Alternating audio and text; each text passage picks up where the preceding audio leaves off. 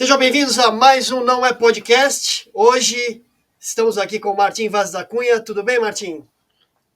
Howdy! Como vão? Tudo bem? Tudo bem, graças a Deus. E com o nosso convidado, Jacques Meir. Tudo bem, Jacques? Como é que você está? Tudo bom, Diogo? Tudo bom, Martinho? Tudo Olá, bem? plateia, tudo bom? Tudo bem. Tudo ótimo. Bom, vamos começar então pedindo para o pessoal que está vendo no YouTube dar like no vídeo, que ajuda a espalhar melhor o vídeo, a chegar em mais pessoas. E também começar com o nosso jabá inicial, para assinar o Não é Imprensa. Está aí o QR Code na tela. Se você não tiver com o celular aí, não conseguir acessar o QR Code agora, é só digitar aí www.nãoaimprensa.com. Você vai abrir no nosso site e vai ter o link para você também fazer a sua assinatura. Vamos assinar o nosso site e ajudar a gente a manter o nosso trabalho aí de mandar o dedo do meio para as pessoas ou para os croques que ajudam a destruir o nosso país, a nossa cultura e tudo mais. Certo? Certo. Então, palavra de ordem. O Jacques já começou muito mal esse programa chamando meu nome errado. Martinho. Quem é Martinho, Jacques? Ai, meu Deus do céu. É sério que você está chocado com isso? Tô chocado. Durante 46 anos eu fiquei Diogo chocado com isso. Nome, tá tudo certo, cara. Tá tudo certo, tá tudo ok. certo. Tá bom. Eu errei seu nome, né? E olha que eu treinei antes, hein? Ele errou seu nome também? Palavra de ordem também contra o jogo. Pode falar Meir, é mais fácil. Tá bom. Então é isso. Okay? Não, é só pra... Aqui é lapada, viu? Eu estava ensaiando uma versão mais afrancesada, assim, Jacques Meir. Ai, meu Deus. Não, você sabe que isso é porque meu pai era louco por literatura francesa, né? Que Deus o tenha. E aí ele acabou me dando esse nome francês, entenderam? Se seu pai fosse realmente um cara que gostasse da humanidade, ele não ia te chamar de Jacques, ele ia te chamar de Jean-Jacques. Mas eu acho que isso estava um pouquinho além, enfim, do contexto dele, vamos dizer assim, né? Jean-Jacques Meir, o que você acha? Meir não, Meir, mas calma, você errou, eu também posso, não tem problema. Exato. Escuta, Jacques, em primeiro lugar, vamos apresentar você aqui agora de forma decente. O Jacques é um colaborador nosso, que já está escrevendo textos há muito tempo aqui no Não É Imprensa. É um colaborador que se tornou um amigo também, está apoiando aqui a nossa equipe de maneira admirável, junto com outros. E a gente também decidiu que a gente vai fazer aqui no programa, que é liderado pelo Diogo Chiuso, criado e liderado pelo Diogo Chiuso, uma espécie de rodízio com outros colaboradores para, enfim, dar uma abertura para os assinantes de quem são essas pessoas que fazem o Não É Imprensa, né? Não é só o Chiuso, não sou só eu, não é Dionísio, não é Vitor, não é Danilo Gentili, não é o Mainardi, mas existem outras pessoas que estão ajudando aqui o site, e o Jacques é uma delas. E o Jacques é dono de um texto muito afiado, um texto, um punch de raciocínio muito bom. E, além disso, o Jacques é responsável por ter cravado, né, antes de qualquer outro instituto de pesquisa, antes de qualquer comentarista da imprensa, o resultado da eleição, né, americana. Foi ele que falou que Trump iria ganhar pela proporção de 55% e a Kamala iria ganhar por 45% e mais. Ele, num texto dele chamado o Walmart derrotará os democratas, né?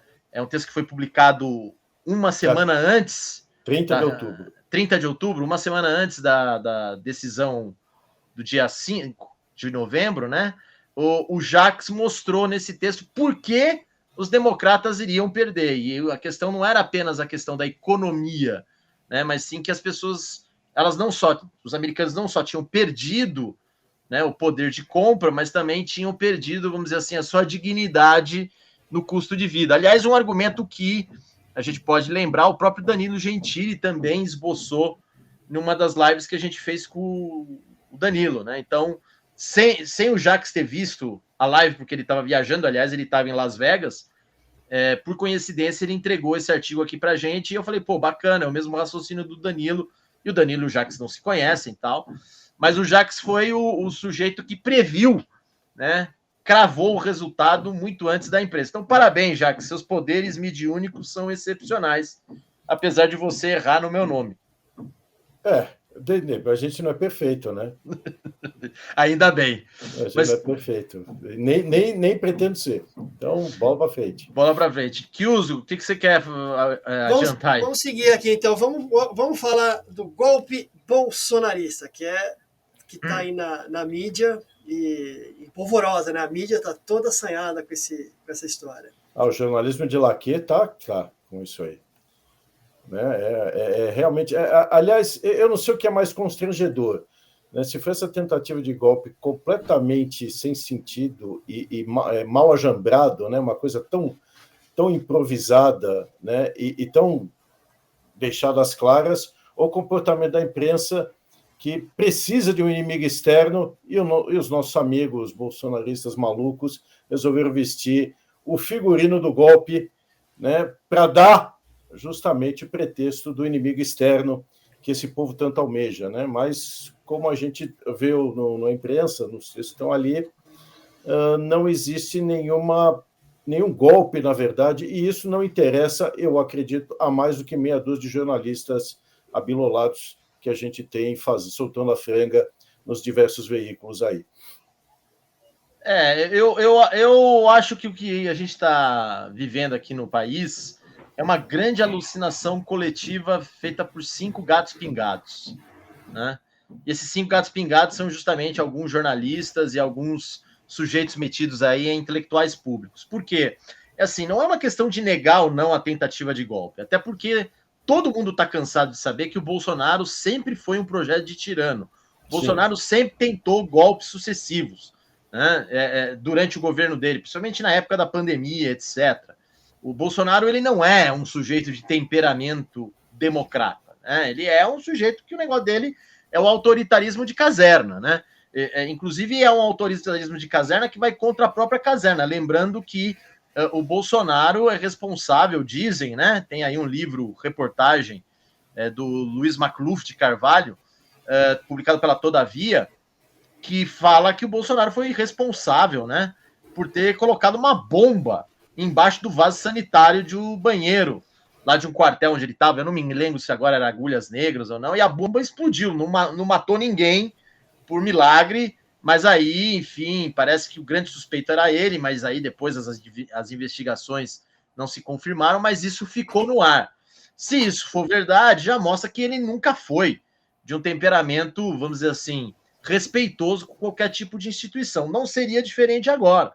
O problema é que o Bolsonaro ele se cercou de uma turma, né, que do lado você tem os militares, que eles são os eternos anjos, muitas aspas dos anjos, né, que querem fazer um Rio Centro, o atentado do Rio Centro finalmente acontecer, e é isso que eles tentam fazer. Uma espécie de anjos vingadores. Né? Anjos vingadores, exatamente. E do outro lado você tem uma turminha aí, que eram os Olavetes, e essa turma fica com delírios, achando que eles vão tomar o destino do mundo. E aí tem lá, por exemplo, o nosso pirata fajuto, Felipe Martins, que entrega a minuta do golpe, no mesmo momento em que o Bolsonaro, junto com o Braga Neto, está planejando como é que ele vai envenenar o Lula, ou então jogar uma bomba. Eu fico imaginando a situação, né? Imagina eles num churrasco, né? Pensando naquilo ali, o cara não pega um papel, pega um guardanapo, vamos redigir a minuta do golpe aqui. Eles obviamente nem chamaram de minuta, né? Vamos redigir o documento, né? Para a gente poder falar com o resto da casa. Eles estão lá entre um chopp e outro, né? Um churrasco e outro. Aí, putz, dói lá o intestino do Bolsonaro, ele vai no banheiro, volta. Exatamente. Aí fala que tá com esse intestino preso, e aí ele, né, sai por outro lado o tal do negócio. Então, imagina a sequência, a cena deve ter sido muito, muito hilariante. Obviamente, o que eles estavam pensando era uma coisa abominável. Mas o que estava dentro da cabeça deles, o que eles soltam, deve ter sido muito engraçado. Porque, não sei se vocês viram aquela minissérie do Watergate, da Max. da HBO Max. Sei Os encanadores de Washington, né? De Washington, É uma série satírica, né? Apesar de ser baseada em fatos reais, ela é satírica. E tal.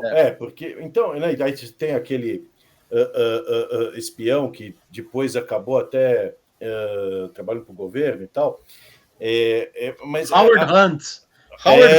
Isso. Então imagina todos, imagina aquelas situações em que eles estavam elucubrando aquela maluquice, né? Transportada para cá num jeito mais mambembe ainda. Mas enfim.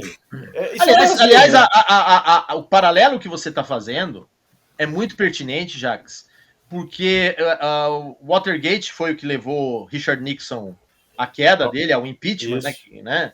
Renúncia, né? Na verdade. Renúncia. Teve um processo de impeachment que ele renunciou. O fato é que aquilo foi uma grande atrapalhada, né? Desses sujeitos que não se sabe se foi feito, a atrapalhada foi feita de forma independente ou com anuência do Nixon e tal, mas foi essa atrapalhada que levou à queda do Nixon. Por quê? Porque a imprensa aproveitou o momento, já há cerca de 4 anos, durante o governo Nixon, estava querendo, né, humilhar o Nixon, e aí é a imprensa que criou justamente esse clima para tirar o Nixon, e o Nixon entrou no jogo da imprensa, né? Ele entrou no jogo da imprensa. Até porque ele era paranoico, ele era completamente paranoico. Totalmente paranoico. Então foi muito fácil para ele. Mas jogar isso que ele caiu rapidinho. Mas eu acho que vocês estão levando muito pro alto, assim, porque a nossa conspiração é mais fechada. Peraí. Começa na bomba no vaso sanitário com o Bolsonaro. E bem apropriado. Aliás, vocês podem perceber que esse lado escatológico persegue o Bolsonaro, né? Sim, total. Do intestino preso, da bomba da privada. Esgoto, né? Não, mas o interessante é como termina essa história. Termina com o Xandão sendo salvo por um taxista, né? Porque o taxista atrasou, né? Então, é um pouco... Eu acho que é engraçado que, assim, eu acho que a prova incontestável que eles iam apresentar para esse negócio do golpe do Braga Neto, essa conspiração do Braga Neto, é que não deu certo. Porque se tivesse dado certo, provavelmente não seria eles. Sim, claro. Por causa da incompetência. Mas a comparação com o Watergate em relação à imprensa não é descabida, porque aquilo foi uma atrapalhada desses agentes da CIA que, enfim, estavam querendo ajudar o Partido Republicano, e em particular a segundo fontes, eles receberam uma boa grana para fazer isso também. Né? Sim, não, mas eles alegaram que eles estavam lá, iam ajudar, etc. Havia diversos interesses ali envolvidos. Mas aquilo foi uma atrapalhada, foi uma operação digna de Mocó, e aquilo, na verdade, tomou uma proporção que foi muito motivada pela imprensa, tanto até que o Watergate é uma espécie de mito fundador da imprensa norte-americana, né? Você tem lá todos os homens do presidente, do Bob Woodward e o Carl Bernstein, né? Que é assim, se você for observar mesmo, eles são repórteres investigativos que perceberam toda uma teia de corrupção, etc, papapá, e a garganta profunda.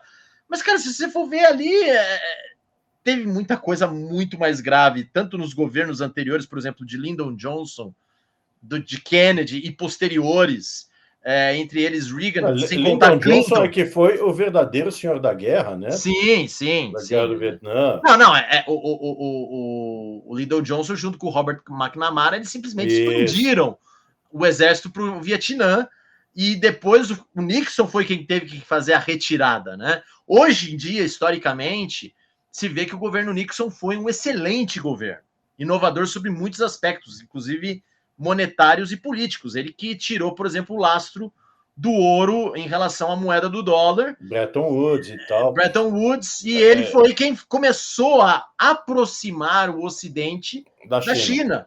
Então ele não foi um presidente. Só que assim, a imprensa criou esse mito de que ele era um projeto de tirano, né? E a mesma coisa está acontecendo com essa história do Bolsonaro, mutatis mutandis, porque assim, você tem aí um golpe trapalhão, que não pode ser negado tanto na sua parte caótica como na sua parte malévola, ninguém está diminuindo isso.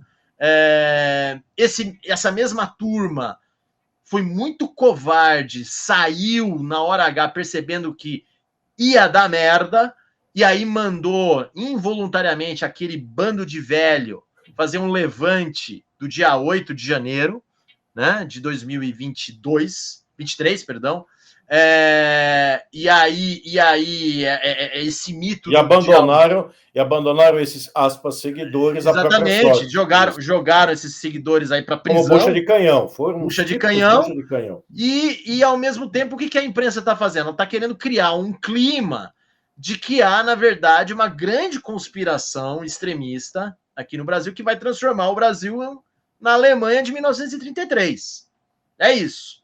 Hitler está aí na porta pairando sobre o Brasil. Está pairando sobre o Brasil. É isso que eles estão querendo. É isso aí. Só que assim, o problema é que a imprensa ela já está forçando a barra e as pessoas não estão se importando. Pessoas mesmo, a sociedade, não se importam com isso. Assim, eu vou fazer uma afirmação polêmica aqui. Talvez a gente vai ser cancelado, ainda bem. Mas se o Lula e o Moraes morressem, ninguém iria ao enterro deles. Tivesse ali uma fórmula, um ritual pro forma para dizer que são chefes da nação, mas ninguém ia chorar, cara. Ninguém ia chorar. Eu acho que precisa fazer também um retrospecto, assim, né? A resposta que foi dada, não vou dizer nem ao bolsonarismo, acho que a gente pode voltar antes, que a gente viveu uma espécie de guerra civil desde 2013, né? A população foi para a rua reclamar da corrupção, aquela coisa toda. E qual foi a resposta da aristocracia política decrépita? Né? Eu não ouvi. Né? Sim. Fingi que nada estava acontecendo, continuaram com mantendo seus privilégios, essa coisa toda. E quando a coisa apertou, veio a censura. Né? Vamos lembrar que o inquérito das fake news não começou com uma fake news, né? Começou com uma reportagem lá da Cruzoé, dizendo que, baseado, né, na delação premiada do Marcelo Odebrecht, dizendo que o Toffoli recebia a propina do Odebrecht. Aí veio a censura à revista, depois veio a censura da censura, quer dizer, a revista não podia falar que a matéria saiu do ar por causa do que o STF mandou tirar, não podia falar. Então, eles pagavam multa se falasse mais do assunto e se falasse que o assunto não podia, estava censurado. Sim. Né? Então veio a censura primeiro da imprensa e depois, assim, tem uma coisa que é a válvula de escape da sociedade, que o pessoal sai gritando, para dar uma de Pierre Bourdieu, que é a violência simbólica, né? Que é a liberdade de expressão. O pessoal hoje não pode mais falar nada da classe política, não pode mais falar nada do STF, ninguém pode criticar mais nada. Né? Então, partiu de uma censura pontual da imprensa, né? E depois começou... a censura começou a ficar descarada, quer dizer, outros órgãos de imprensa, eu acho que o Estadão, a Folha sofreu também imprensa com outras matérias, e agora a gente tem a censura do povo, ninguém pode mais falar mais nada. Sim, sim. Né? Agora, é perigoso quando essa resposta é muito complicada, porque quando você tapa essa válvula de escape, a panela de pressão começa a ficar cada vez mais com pressão, e tende a explodir. Né? Então, voltando a falar do Pierre Bourdieu, já que vou citar duas vezes agora, essa violência simbólica se torna violência concreta, é o que está acontecendo. O pessoal está indo para a rua, está quebrando tudo. Aí teve esse problema do Bolsonaro, que ficou 4 anos falando que ia dar um golpe. Né? Aí o povo foi para a frente do quartel, pediu o golpe. Ele não deu, o pessoal ficou frustrado com ele, começou a chamar ele de forochonário. Ele fugiu para Miami. Né? E aí foi todo se desenrolar até acabar no Braga Neto. Aí. Tanto é que assim, até essas discussões entre a turma do Braga Neto, eles reclamaram do Bolsonaro também, que o Bolsonaro não assinava a maldita minuta para eles poderem dar sinal verde e tentar dar esse golpe trapalhão que eles estavam tentando dar. Mas a questão aí, eu acho que é o remédio que está sendo dado, né? Que é de sabe, tapar essa válvula de escape, e isso não está dando certo, né? Isso está tornando a coisa ainda mais complicada. E aí não adianta vir com esse papo de vamos salvar a democracia, porque é o que você falou, Martinho, o povo está cagando para a democracia. Não, e outra, tem 2 pontos... Até anteontem eles estavam pedindo ditadura na frente a quartel militar. Tem 2 pontos aí que a gente tem que eu quero só ressaltar, daí eu passo a palavra para o Jacques. Primeiro ponto é assim, isso que você falou da não ter válvula de escape, isso está cada vez mais evidente e se tornou mais acentuado há 2, 3 semanas com a vitória do Trump lá nos Estados Unidos, porque o Trump, para o bem ou para o mal, ele encarna esse ressentimento que está sendo canalizado nele por meio do voto. Tá? Ou seja, a democracia americana tem um instrumento que eles levam a sério, que é o voto, né? Seja o voto popular, seja o voto no colégio eleitoral, mas o Trump conseguiu canalizar isso de uma tal maneira em que as pessoas falam, esse cara vai fazer algo por mim. Né? E isso aconteceu pela segunda vez. A primeira vez foi em 2016, a segunda vez agora com vitória no voto popular e no colégio eleitoral com o Trump. O outro problema é o seguinte, né? Que tem a ver com o primeiro. Essa falta de válvula de escape está criando aquilo que eu já o tempo todo estou falando em vários textos meus. O Brasil está grávido de uma revolta. O Brasil está grávido. E você vê isso em todo e qualquer lugar no país. São as pessoas brigando, as pessoas se matando. É só você abrir a página do UOL, que é basicamente uma mistura de hipocondria com necrotério, e você vai ver ali que é aquilo. O cara morreu assassinado, o cara morreu de tiro.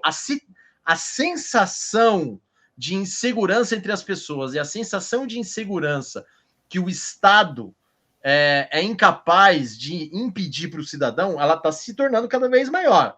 E o que vem o segundo ponto. Você falou muito bem também, Kills. O que estão fazendo? Só um detalhe. Todas essas matérias que você está falando de morte, não sei o que, vem escrito cotidiano. Cotidiano, é o cotidiano, é isso. Mas o segundo ponto que como não está... o que você chama de aristocracia? Eu chamo de ralé. Para mim não tem nada a ver com aristocracia. Essa ralé que se diz elite está fazendo. Eles estão, na verdade, criando...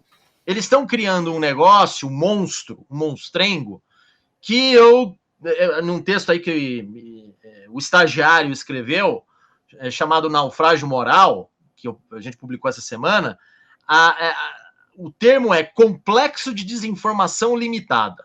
Então é assim, um dos motivos desse site aqui existir é porque quando o Maynard, Gentili, eu e você, e o Jax agora está aqui com a gente, entre tantos outros, a gente criou esse site, a gente intuiu, é uma intuição que a gente teve, que foi se articulando durante esse ano todo do site, que na verdade, tanto a imprensa mainstream, como a imprensa bolsonarista, eles criaram, como irmãos siameses, esse monstrengo chamado complexo de... Fala, Jax. É porque a questão toda aqui é que nós temos dois lados que querem exercer a prerrogativa da democracia do bem. Isso. Ambos os lados querem purificar a nossa democracia. Porque ambos os lados enxergam no outro o inimigo que conspurca e que corrompe, né, uma democracia que nasceu pura, né, e casta e donzela em 1988, né, com a Constituição e assim por diante. E essa fábula, ela está desconectada da vida real. E ela está tão desconectada da vida real que, dentro desse mecanismo que sustenta a nossa forma de exercer democracia, há uma entidade chamada burocracia. E a burocracia, ela se alinha a qualquer um dos dois polos, porque ela precisa, evidentemente, se preservar. Então, existe toda uma classe política, todo um lado de empreendedorismo político, é uma coisa que só existe no Brasil, né? O criador de partido, o empreendedor de partido, dono de partido, né? Ele é um CEO de partido, né? A gente não tem, né, presidente do partido, tem, né, CEO de partido. Então, os CEOs de partido aqui conseguiram engendrar ainda uma forma que descola de tal maneira a representação popular da ideia de partido mesmo, que é um dos pilares da democracia, que faz com que toda essa estrutura dependa de uma coisa básica: dinheiro. Tá?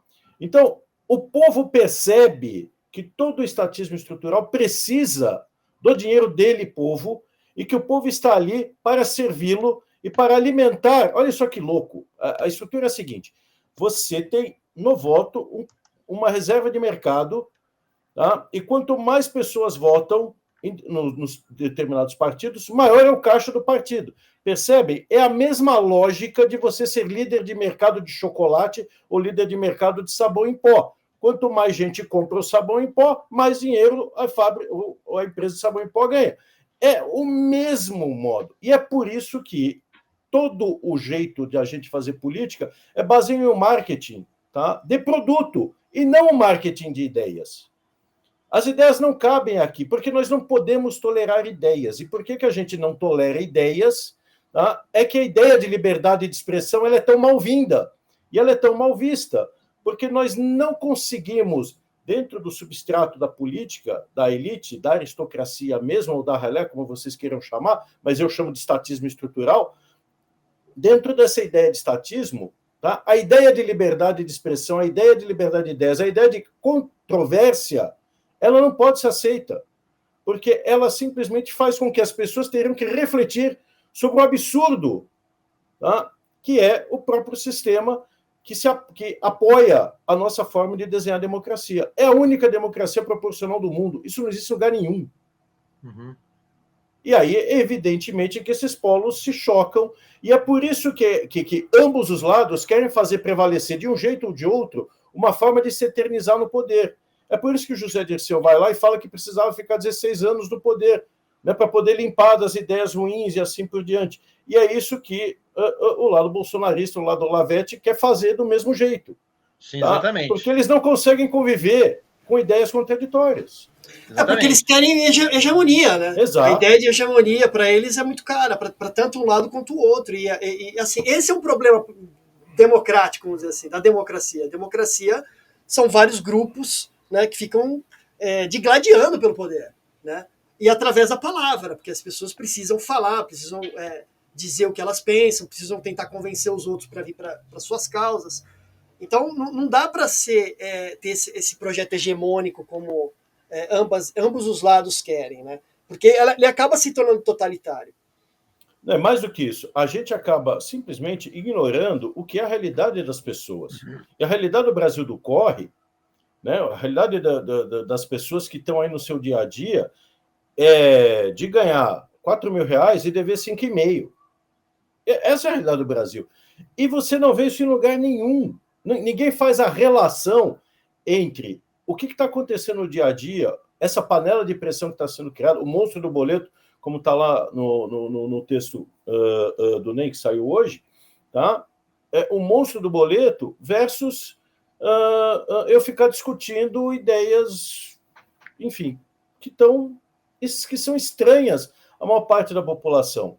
Porque a população precisa hoje ir atrás, tá, da própria sobrevivência. A gente está num país onde a maior parte dos trabalhadores, a gente fala que a taxa de desemprego é baixa. Quando a gente olha a fundo o número, a maior parte da população ativa no Brasil não é CLT. É uma população que se vira por si só. Tá? É uma população autônoma. É uma população que aprendeu a ser empreendedora porque ela sabe que, em larga medida, não dá para depender do governo, ou então ela vai até pegar Bolsa Família, mas vai ter um bico para poder complementar a renda. Porque no dia a dia, para as pessoas poderem aprender, e elas aprenderam a viver um pouco com conforto. Em algum momento, tá, de todos esses projetos populistas que a gente viveu, porque aqui o Brasil é um exercício de democracia temporária permeada por ditadura e populismo, né? Então, quando a gente teve pequenos espasmos, né, de democracia, de certa racionalidade econômica, as pessoas aprenderam o que é um pouco de conforto. E elas não querem mais abrir mão disso. Tá? Conforme as gerações foram evoluindo, conforme elas foram... Por incrível que pareça, a cidadania no Brasil foi construída a partir do consumo. Ela não foi construída a partir de consciência política. É uma consciência de consumo. Foi aí que elas começaram a perceber a importância da liberdade de escolha, de poder escolher produto, a importância de poder se posicionar diante de coisas que ela considera abusivas. E ela, não por acaso, hoje o Brasil é o país que mais tem causas na justiça relacionadas a consumo. Porque é a válvula de escape encontrada, já que, se elas forem tentar falar do Estado, é absolutamente improvável ter qualquer tipo de retorno contra os malefícios que o Estado causa no dia a dia delas. E ainda é capaz de parar no inquérito do Xandão.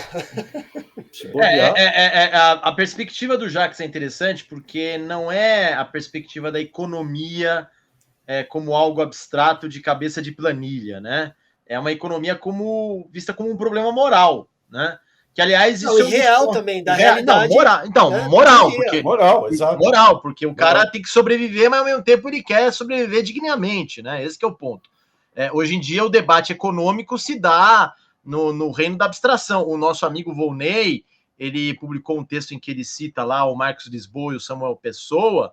O texto do Volney é excelente, mas o Marcos Lisboa e o Samuel Pessoa, eles são aqueles acadêmicos que, quando eles vão falar de economia, eles estão falando como se eles estivessem numa planilha, uma gigantesca planilha Excel. Ou para os alunos do INSPER, né? Ou para os alunos do INSPER, e eles vão falando, né? Assim, como se fosse, tipo, eles não estão na merda falando aquilo, entendeu? São professores que são muito bem pagos, ganham, inclusive, como consultores, rios de dinheiro, e eles estão falando assim, mas eles não botam a mão na massa. Eles fazem parte dessa nomenclatura, né? Que o Jacques falou, que também é um braço da burocracia. Claro que e isso impede a discussão de ideias de maneira concreta. Aí, só para retomar e amarrando aí o que o Jacques falou, e o que o Uso também falou, o que a gente tem, na verdade, de ambos os lados, o bolsonarismo, bolsolavismo, sei lá o que for, o petismo, o progressismo, o liberalismo de meia tigela, que, né, enfim, a gente tem aqui também no Brasil, né? É bem meia tigela mesmo. Bem meia tigela mesmo. Liberal do bolso alheio, né? Esse que é o termo. E de ser satélite do governo, seja ele qual for. Então, é o liberal do bolso alheio, né? O que acontece? Você tem essa conjunção nisso que é o complexo de desinformação limitada, que é o que a gente está tentando aqui combater de forma quixotesca, né? Porque a pessoa que lê o jornal hoje em dia, ela é a verdadeira desinformada. Só que se ela aqui no Brasil também for procurar os meios alternativos de informação, que são os que tem aí de bolsonarismo, rastaquera, ela também vai ficar igualmente desinformada. Imagina, ela de repente do nada vai cair para ouvir Felipe Neto. Aí não vai. Exatamente. Rolar. Não, exatamente. Ou vai para Felipe Neto ou vai para o Rodrigo Constantino, enfim. É triste a escolha, entendeu? É triste. E o pior é que essas pessoas acabam tendo a noção errada de que estão bem informadas porque estão consumindo informações, né, desse pessoal, né? E nem percebem isso que você está falando. Sim, não, é por isso que tem um site como o nosso, para justamente mostrar esse complexo de desinformação limitada. Se vai dar certo, a gente não sabe. Aliás, pessoal, cadê aqui o QR Code? Assinem, tem que assinar, estamos precisando de assinaturas. Depois que o Diogo Mainardi resolveu ir embora de vez para o reino dele da Veneza, a gente perdeu algumas assinaturas. Para o sabático dele da Veneza. Para o sabático, que ninguém sabe quando terminará. Nós estamos precisando de assinatura. Enfim, também tem o Pix, pix@nãoeimprensa.com.br. Se você quiser dar a sua contribuição além da assinatura... Atenção, é pix@nãoeimprensa. Não é pix, @imprensa, tá? Não, esse é um Pix de verdade. É um Pix de verdade. De verdade. O Pix vai estar na descrição aí do vídeo. Só um amigo hebreu consegue fazer essa distinção e nos ajudar na hora da venda, né? Então, esse é um Pix de verdade, moçada. É pix@nãoeimprensa.com.br. Por falar em Pix, por falar em amigo hebreu e por falar em complexo de desinformação, que uso, a gente podia ir para a próxima pauta, que é o tesão de Elon Musk pela Nova Roma, né? Botamos Coppola aqui no novo... Aí você pode falar do Coppola, você pode falar do Coppola, entendeu? Ele fez de propósito. Ele pode falar... Eu fiz aqui um ziriguidum aqui. Mas eu vou fazer a provocação pior agora. Tá? Não, mas eu acho que a gente tem que dar um contexto aí. Então tá. Dá um contexto. Deixa eu dar um contexto, assim, eu vou para daqui a pro baixo clero, depois vocês levantam o assunto aí para falar do Coppola e tudo mais. É que assim, eu acho que eu vou dar uma opinião aqui, né? Eu acho que essa vitória, acachapante do Trump no voto popular, ele causou um grande problema para a esquerda oficial, né, para os democratas, para a esquerda oficial, né, porque eles ficaram sem discurso, eles não têm líderes, tanto que tiveram que esquerda apelar oficial a Kamala, ocidental, né? Porque não foi só lá, foi... né? Mas eu acho que o que vai ficar em aberto aí são duas coisas. A primeira, qual vai ser a reação da esquerda radical, né, da tal woke, né? Eu não acho que eles vão deixar Vão os dobrar 4 a anos do aposta. Trump vão dobrar a aposta. Vai ser bem difícil para o Trump aí para os próximos Isso já está anos. acontecendo, tá? Isso já está acontecendo. Hoje, por exemplo, a NBC, a original, tá? Não a afiliada aqui no Brasil, tá, gente? Sobre isso a gente pode até falar. Fake. Aquela que é fake. A gente conseguiu fazer, tá, a desinformação fake. A desinformação temos fake. Um canal fake. Temos um canal fake. A desinformação... A TV NBC, pirata. A TV pirata. A NBC oficial lá dos Estados Unidos, os americanos, eles resolveram recontratar a Rachel Maddow, que é uma das piores âncoras que tem, né? Ela é lésbica, pró-LGBTQ, e ela não sofre de Trump Deranged Syndrome. Ela é o próprio Trump Deranged Syndrome. Ela encarna isso, né? Ela tem um ódio visceral pelo Trump que chega às raias da loucura. Ela e aquele cara lá da HBO que o Gregório do Vivier tentou copiar, o John Oliver, né? São os dois caras que têm esses programas de comentários de ações do governo, eles tiram sarro, e eles ficam falando que eles vão lutar contra o fascismo, a favor da democracia. Bem, a Rachel Maddow foi recontratada hoje, com detalhe, tiveram que cortar 5 milhões do salário dela. Antes ela estava ganhando 30 milhões de dólares, agora ela está cortando 5 milhões. Por quê? Porque a NBC não aprendeu. Os ratings, né, a audiência dos canais da grande mídia americana caíram cerca de 40% desde a eleição, porque o povo percebeu que eles tinham se tornado câmara de eco de propaganda democrata. Estão caindo absurdamente, mas o que a mídia está fazendo? Vai bancar 25 milhões de dólares por ano para Rachel Maddow, fazendo ali um descontinho básico, porque eles não estão bem das pernas financeiramente, mas isso indica essa dobrada da aposta. O certo era demitir a Rachel Maddow. Filha, você não tem mais condições aqui, a gente não tem mais dinheiro, fazer o que uma empresa normal faz. Não, recontrata a mulher, apesar de ter um desconto, porque para eles é uma espécie de símbolo de virtude ter uma comentarista anti-Trump. Só que assim, a NBC tá caindo, né, de audiência. E aqui no Brasil, então, nem se fala, né? Cedeu o material para ir para a TV pirata aí, Times Brasil, que tá aí. E é legal, porque você junta todos os canais de notícia no TV por assinatura, dá 0,2% de audiência. Pois né? Você vê como o jornalismo é ultra relevante aqui para a galera, quando chega em casa, vai querer ficar vendo noticiário. Não vai querer ficar vendo noticiário, porque os caras não compreenderam uma coisa básica que move as pessoas, ainda mais num país como o Brasil. O brasileiro tem déficit crônico de dopamina. Tá? Nós vivemos no país mais ansioso do mundo. Tá? E a gente vive no país mais ansioso do mundo justamente por causa da pressão, tá, que a falta de grana exerce na maior parte das pessoas. Né? É um país que tem 73 milhões de inadimplentes. Eu adoro botar dado, porque ajuda a gente a se conectar com a realidade. Aí, os caras vão lá e ficam falando de jogo político, ficam falando de golpe, ficam falando dessas coisas todas, de desgraça, de morte. Né? E a pessoa já passou por tudo isso ao longo do dia, porque quando ela chega em casa, ela fala, ufa, cheguei, porque ela não sabe se vai chegar. Né? Vídeo o estudante que foi morto pela PM, né? Porque, enfim, obviamente ele já estava um pouco alterado, mas isso nada justifica uma violência tão extremada. Então a gente não sabe se vai chegar. Chega em casa, ufa, você acha que eu vou perder meu tempo, tá? Vou poder criar em mim, tá, algo que me deprima mais ainda vendo notícia? Os caras são muito otimistas. Eles realmente têm um senso de realidade. O cara vai ver o jogo. Tá? Ele prefere ficar com raiva do time a ficar com raiva, né, do telejornal. Ou ele vai jogar no Tigrinho. E aí, exato. Ele vai jogar no Tigrinho, ele vai jogar na... Mas é por isso que ele vai ver o jogo, porque, posso apostar no jogo enquanto o jogo acontece, olha que legal. De repente o jogo me dá um sinal. E eu, pensamento mágico, boto minha graninha ali e quem sabe eu consigo fazer um upgrade no mês.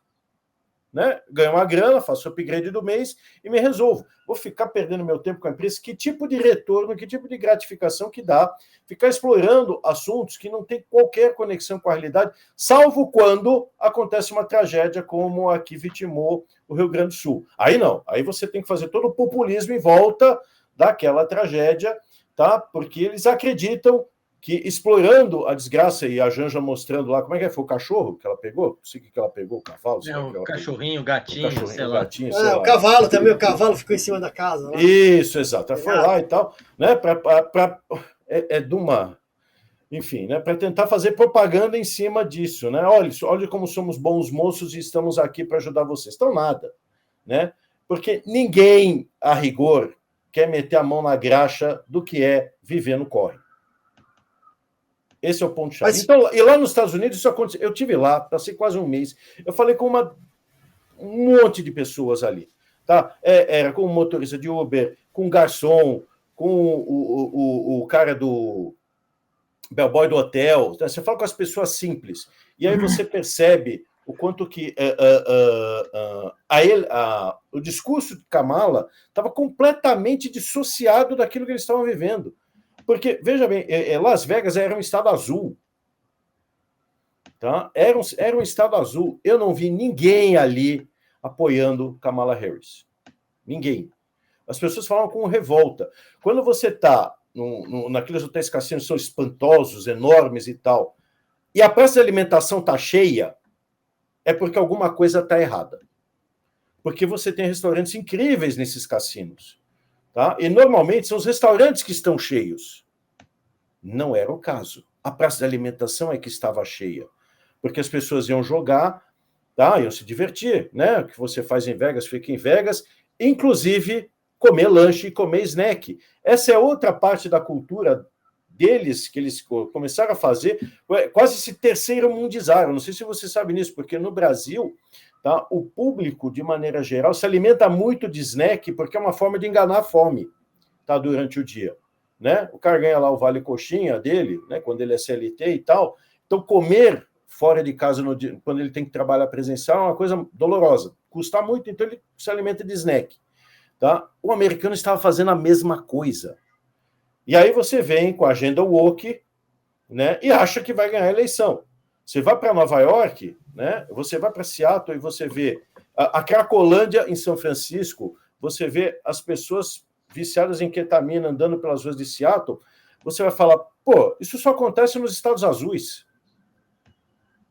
Qual é o problema? O problema é que, de novo, criou-se uma ideia completamente distinta daquilo que as pessoas estavam vivendo. E veja bem, numa sociedade descentralizada como a americana, isso é fatal. Ou seja, estamos vivendo o declínio e queda do Império Romano novamente, Jacques? Já que o Jacques trouxe do mundo das ideias, ou do mundo das abstrações da mídia, para o realpolitik do corre, né? Essa é a questão. A gente sabe o que vai vir do pessoal woke, né? Não vai ser fácil para o Trump, não. O pessoal acha que vai... Tô falando assim, de movimentação na rua, essas coisas todas que ele sabe fazer, né? Mas, por outro lado, a gente tem um novo governo Trump, né? Então, essa é a pauta aí. Nova Roma trumpista, né? Fazendo esse paralelo, ou essa ironia com o Elon Musk, que andou dizendo que os Estados Unidos é a nova Roma. Sim. O que esperar? Porque tem várias vertentes aí que estão... Mas isso é indicativo de como o Trump provavelmente vai lidar, inclusive, com a questão da segurança em relação a esses opositores wokes. Né? Ele vai meter ferro. Né? Tiro, porrada e bomba. Quando eu fiz uma entrevista com o João Pereira Coutinho, acho que foi lá no mês de maio, do site, eu e o João, a gente anteviu aqui que com a vitória do Trump, ele muito provavelmente vai aplicar nos Estados Unidos algo semelhante ao modelo do Bukele, do Nayib Bukele lá em El Salvador, né? Que é um modelo que o Bukele, inclusive, internacionalizou para vender para, vamos dizer assim, democracias iliberais, né? Como gosta de chamar o Yasha Mounk. ou seja, democracias que o cara é eleito pelo voto, mas não existe Estado de Direito porra nenhuma, o que existe mesmo é administração centralizada em torno do carisma de uma pessoa. Quando o Musk fala de Nova Roma, né, ele também está fazendo uma sugestão a respeito de certos pensadores de Silicon Valley que existem por aí, entre eles o Curtis Yarvin, também conhecido como Mencius Moldbug, que defende claramente que para se acabar com a democracia, para se acabar com a burocracia nos Estados Unidos, é necessário ter um departamento de eficiência governamental paralelo ao governo que dê suporte para que o presidente da República, que na prática é um ser refém dessas leis, dessas diretrizes e desse aparato, né, que se tornou o legislativo em Washington, principalmente a Câmara, o que é correspondente à Câmara dos Deputados aqui no Brasil, né, que lá é a House of Commons, o Elon Musk defende que o presidente dos Estados Unidos tem que ser uma espécie de dictator, né? Ou seja, um ditador nos moldes romanos. Ele precisa puxar para si e ele centralizar o poder. Então, isso é uma indicação que o Musk está dando de que muito provavelmente o Trump pode ir por essa linha. Só tem um problema. Os Estados Unidos não é Roma. Então, e outra coisa. Não, e o Trump não é disso. Isso não é. Esse tipo de mentalidade, esse tipo de proposta, não é aprofundar ainda mais esse abismo entre a burocracia e o povo? Total. Então, porque o problema é o seguinte: o próprio Trump não é isso. Vai dar certo esse negócio. O Trump é um negociador, o Trump é um vendedor. Então, isso. O negócio dele é tudo na lábia. Entendeu? É barganha. Então, assim, essa é a grande vantagem do Trump. Se você for pensar numa espécie de democracia mais popular, não populista, tá? Mais popular, mas que tenta procurar uma conciliação, mas organizando ali os interesses da pessoa, porque ele acha que pela negociação ele vai chegar ao intento dele. Mas, por outro lado, o mundo hoje, em 2024, com a guerra da Ucrânia, a própria guerra de Israel contra metade do mundo árabe, não é mais como era em 2016. Então, por exemplo, o Trump não vai poder ficar só na barganha com um cara como o Putin. Esse é o grande perigo dele. E esse é o grande perigo dos sujeitos que aconselham ele na política externa, especialmente o J.D. Vance, né, o Pete Hegseth, né, que parece que vai ser o secretário de defesa, mas o grande guru dele e que foi orientador do Hegseth em Princeton, desculpa, foi o Patrick Deneen, que é um cara que ele acha que a intervenção que o Biden fez na Ucrânia foi prejudicial para os Estados Unidos. Isso é uma coisa que a gente pode discutir se foi ou não foi correta, mas o fato é que o Biden tinha que fazer alguma coisa, ele também não poderia deixar a Ucrânia ali, a Deus dará, mas o fato é que essa mentalidade do Trump de ser um negociador, ele vai contra essa linha da Nova Roma que o Musk vai querer implementar. Eu não enxergo Nova Roma, aí é que está. Esse era o argumento que eu queria colocar nesse debate. Porque a gente tem, além do Musk, a gente tem o Peter Thiel. O Peter Thiel é que mandou o Musk para a linha de frente nessa eleição. Sim. O Musk cavalo de Troia. Então, exato. Então, eu vou... Na verdade, ele está lá para poder fazer o serviço sujo, vamos dizer assim. Porque ele não tem muito risco de ficar cortando custo indiscriminadamente. Pra você ter uma ideia, quando ele chegou no Twitter, ele demitiu 75% dos funcionários e fez faltar até papel higiênico nos escritórios. Let that sink in. Exatamente. Foi com a pia ali. Let that sink in. Então, o lance, para mim, é muito claro. Ambos leram A Revolta de Atlas. Claro, são fãs de Ayn Rand total. E aí, e eu também sou, mas, enfim, isso não vem ao caso. Sabia que essa luz em cima de você não indicava que você era um arcanjo e sim um anjo das trevas? Eu sabia disso. Exato. Eu sabia disso. E na minha cabeça, eles estão com muito daquela visão cáustica, né, do aparato da burocracia, do tipo de regulação que a burocracia impõe, e E isso está naquela entrevista que o Peter Thiel deu para Barry Weiss, ele fala muito sobre isso. Tá? Entrevista que colocamos no site, tá lá, o título é O Triunfo da Aliança Rebelde. Vejam o nosso site. Vejam. E é sensacional, porque, inclusive, não é só a entrevista por si só, ela está muito bem comentada. E ali há uma verbalização muito, muito consistente sobre o grau de interferência do Estado na vida das pessoas. E, para mim, eu acho que esse é o ponto-chave que a gente precisa acompanhar. Jogando mais uma pimenta. Eles conseguindo criar ou estabelecer formas de desregulamentação, retirando o Estado, a presença do Estado tão efetiva, que ela foi crescendo ao longo dessas décadas, com governos republicanos ou mesmo democratas, muito mais os democratas do que dos republicanos, esse grau de interferência, mais do que simplesmente interferir na economia, é o grau de interferência na vida das pessoas, o quanto que ficamos dependentes de saber qual é a agenda do governo para poder definir a nossa. Uhum. Se esse grau de desregulamentação implicar em cortes de custos muito expressivos, né, com data para acabar, como está inclusive naquele artigo, 4 de julho de 2026, quando... o bicentenário... 250 anos dos Estados Unidos. 250 anos de independência, que, na verdade, o discurso vai ser recuperamos a nossa independência, essa ideia que está motivando a Troika. E a ideia é, agora, imagine o impacto disso, mundialmente falando, ser um efeito nítido acontecer.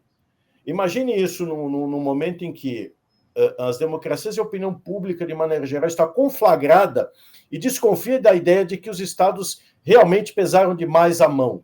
Se isso acontece em 2026, que é onde de eleição em um monte de lugares, incluindo o Brasil, o quanto que isso pode trazer de influência, tá, para os destinos políticos das democracias diversas.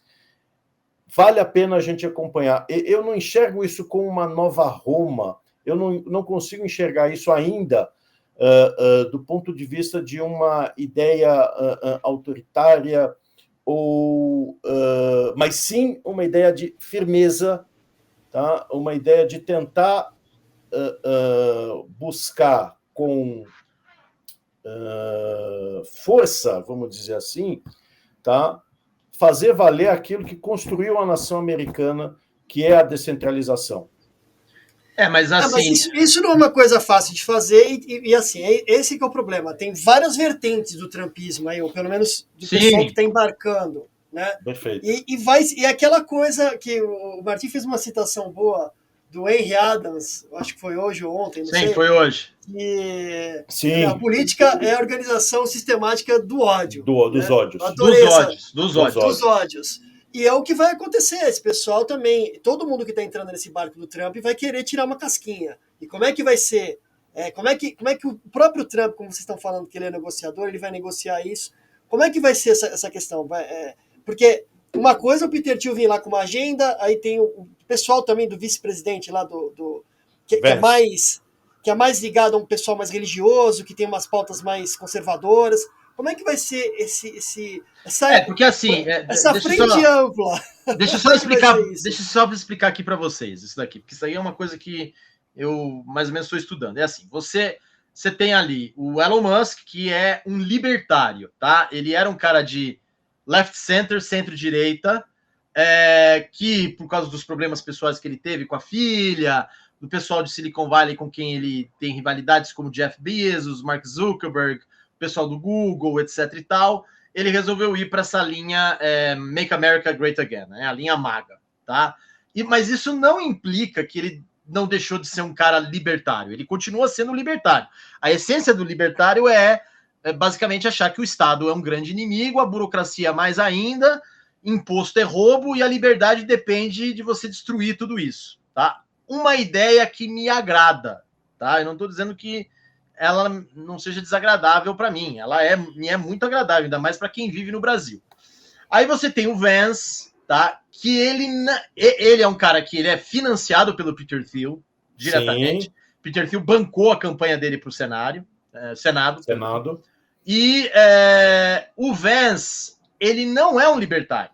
Ele, muito pelo contrário, ele é um cara que se converteu ao catolicismo, ele é um cara que ele entrou para uma linha mais comunitária nos Estados Unidos, né? Ou seja, são as comunidades que lidam entre si, que constroem a sociedade. Ele tem um livro, que é a autobiografia dele, que até virou um filme na Netflix, com a Glenn Close e a Amy Adams, Hillbilly Elegy, que é a história dele, que ele era white trash, e ele, pelo esforço dele, ele foi subindo, ele foi galgando posição, ele foi conquistando prestígio no mercado de trabalho, e ele teve uma vida melhor do que a da mãe e a da avó, né, que eram pessoas que eram white trash, ou seja, uma era bêbada, a outra era viciada, etc e tal.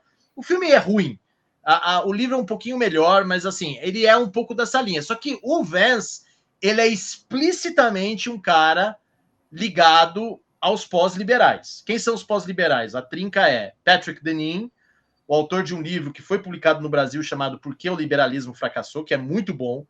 A ironia desse livro é que, quando foi publicado há cerca de 8 anos, o principal garoto propaganda desse livro foi ninguém menos que Barack Obama, né?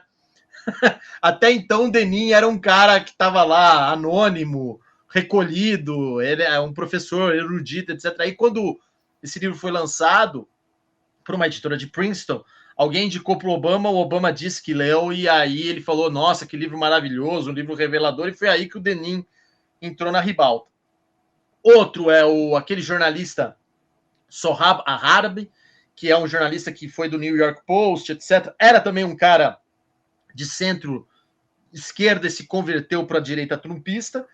Desses três é o mais fraquinho. E tem um que esse sim é o grande cara do pós-liberalismo, porque a especialidade dele é Constituição americana e é um dos grandes constitucionalistas do país, dos Estados Unidos, que é o Adrian Vermeule, tá? Esse cara, ele é o cara que realmente está influenciando o debate constitucional nos Estados Unidos. Que toda essa discussão a respeito dos casos Roe versus Wade, a respeito do aborto, tudo isso envolve questões de estrutura constitucional nos Estados Unidos, que basicamente qual é a interferência da União, que é o Estado americano, que é de Washington, sobre as federações, as repúblicas, né? Os estados. E as comunas. E as comunas, né? As comunas, os condados. Porque o lance todo é o que acontece no condado. Exatamente, no condado. Só para os leitores entenderem, esse embate que eu acabei de descrever e que o Jacques complementou, simplesmente é o que deu origem à Guerra Civil Americana, que foi um dos conflitos mais sangrentos de todos os tempos. Tá? Cerca de 700 mil americanos morreram, mortos por seus próprios irmãos. Né? E apesar de ter tido a Guerra Civil, que não foi feita para acabar com a escravidão, que isso é um outro mito criado pela imprensa, mas sim porque tinha ali um problema constitucional, mesmo com o fim da Guerra Civil Americana, esse problema entre a tensão da União com as confederações, ela permanece até hoje. Aliás, todo o embate entre democratas e republicanos, ela não é um debate entre esquerda e direita, é um debate entre aqueles que acham que a União tem que ter mais poder entre os indivíduos, que são os democratas, e aqueles que acham que as confederações precisam aceitar e deliberar por si mesmas sem a pressão da União. É esse o ponto. O Vermeule, o que o Vermeule vai falar? Ele vai se basear no direito romano-latino e mais particularmente num cara, um francês chamado Michel Villey. Eu acho que o Chiuso conhece esse sujeito. O Michel Villey, ele é um sujeito que ele estudou muito São Tomás de Aquino, muito, e ele conseguiu adaptar o São Tomás de Aquino, tirou de todo aquele restolho que tinha do neotomismo do século XX, Jacques Maritain, etc. e tal, Sertilange, ele tirou esse restolho, essa pátina do tempo e conseguiu aplicar para as instituições modernas. Existem livros do Michel Villey que foram publicados pela Martins Fontes, são excelentes, ele é um gênio. Aliás, ele é filho de um outro gênio, que é o Pierre Villey, que foi nada mais, nada menos o responsável pela reconstituição integral dos ensaios de Montaigne. Então, assim, é um cara com uma tradição intelectual impecável. O Vermeil pegou a obra do Michel Villey e aplicou com algumas pitadas de Carl Schmitt na lógica constitucional dos Estados Unidos. Então, qual é o argumento do Vermeil? Os Estados Unidos, a Constituição dos Estados Unidos, a deliberação, a conversa, o debate se dá entre os originalistas, ou seja, aqueles que preservam a essência da Constituição desde 1781, 82, que é quando você tem a primeira Bill of Rights, e você tem os derivacionistas, ou seja, aqueles que dialogam, complementam, modernizam a Constituição. O que o Vermeil está falando é que o problema dos Estados Unidos é que todo mundo virou derivacionista. Tem que se ir à origem da Constituição, à essência da Constituição. Mas, e aí que está a pegadinha em relação ao Vermeil. Como ele meteu um Carl Schmitt na história, e o Carl Schmitt é o famoso teórico alemão, que, enfim, né, ele só tinha um probleminha, que era um nazista de 4 costados e um antissemita filha de uma puta, mas ainda assim é um gênio do direito. Aliás, um cara que é muito lido pelo nosso juiz Gilmar Mendes, e também por Alexandre de Moraes. O Carl Schmitt, eu não estou dizendo que tem relação com o fato do Carl Schmitt, tá? Só para deixar claro. Xandão, não é o momento de você chegar na minha casa, tá bom, Xandão? Por favor. Mas o Carl Schmitt, ele influenciou muito o Vermeil. Por quê? Porque o Vermeil acredita que na origem da Constituição americana há diretrizes para formar o Estado administrativo. O que é o Estado administrativo? O Estado administrativo é a burocracia do bem. São regras e decretos burocráticos que o Estado constrói para que ele possa deliberar de forma racional, dando assim autoridade a esse mesmo Estado, para que ele possa interferir na vida do cidadão quando o cidadão simplesmente não entende o que é a desordem ou possa provocar desordem. Então o Vermeil faz todo um aparato teórico extremamente sofisticado que o Curtis Yarvin, que o Elon Musk vão pegar, entendeu? Nessa parada. Por quê? Aí vem a convergência do libertarianismo do Musk com o pós-liberalismo dessa turma. Porque isso que você falou da influência da revolta de Atlas, da Ayn Rand, Jacques, a Ayn Rand, apesar de ela ser a musa dos libertários, ela tem um problema gravíssimo. Ela leu Nietzsche mal e porcamente.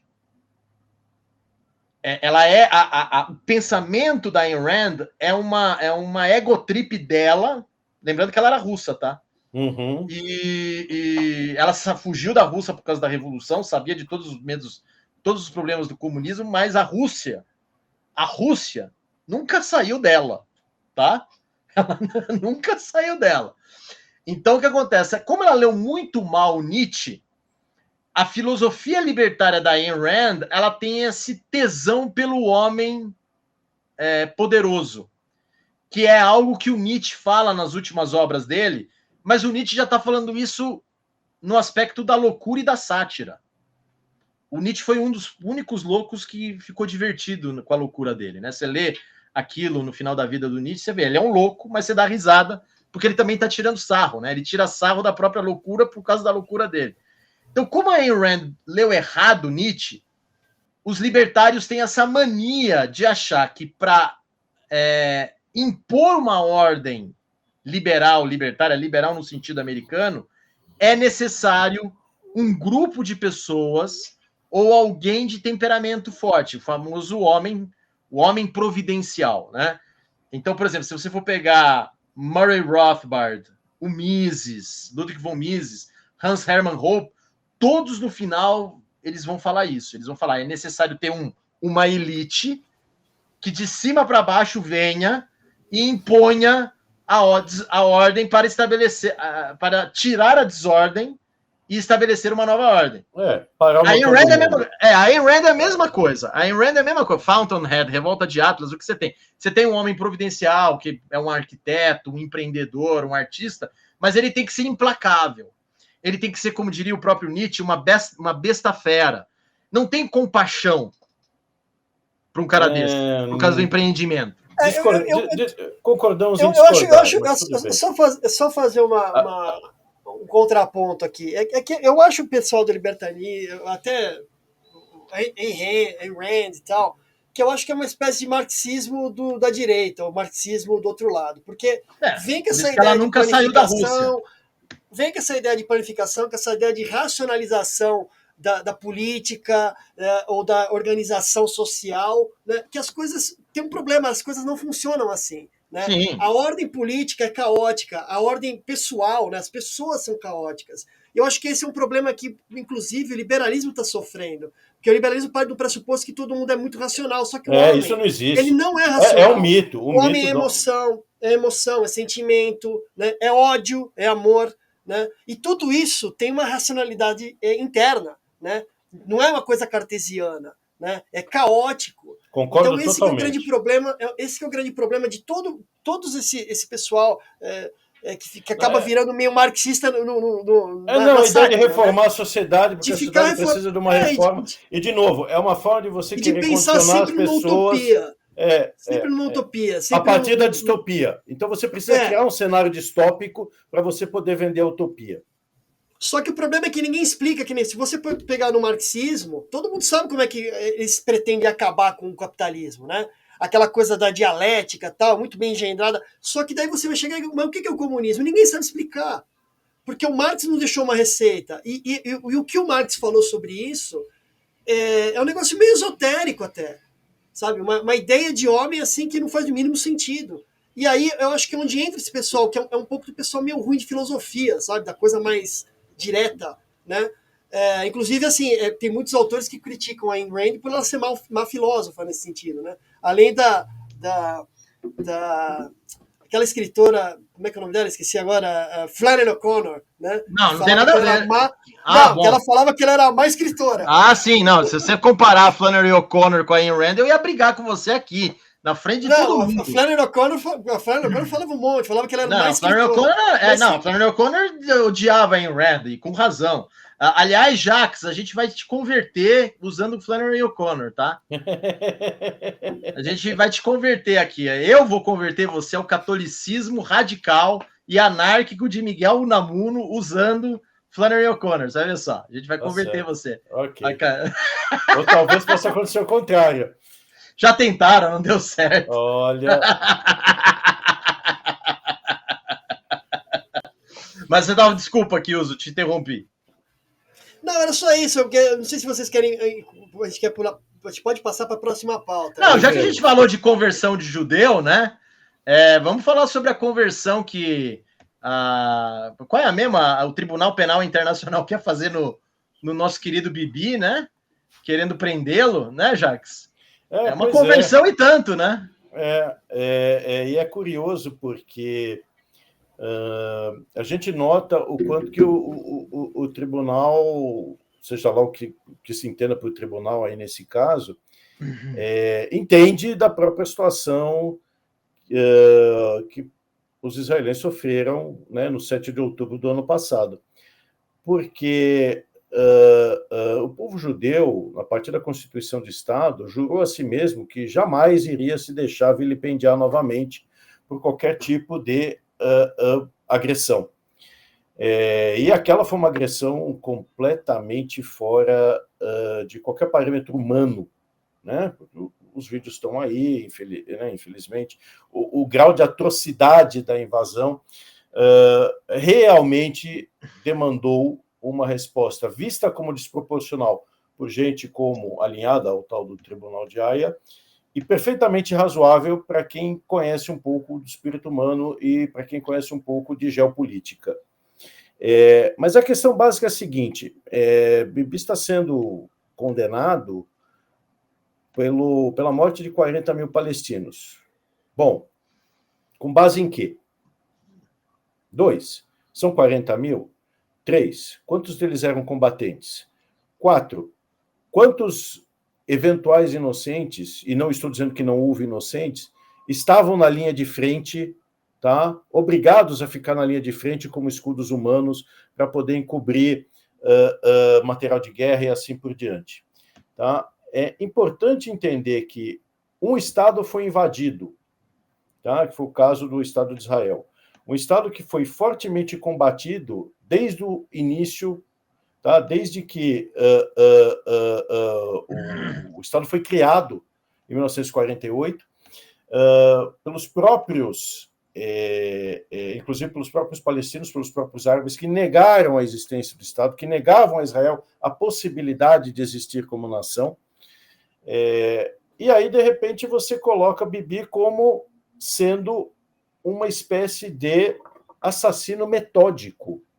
E eu pergunto, com base em que se pensa que existiu esse método? Não houve método, houve uma guerra.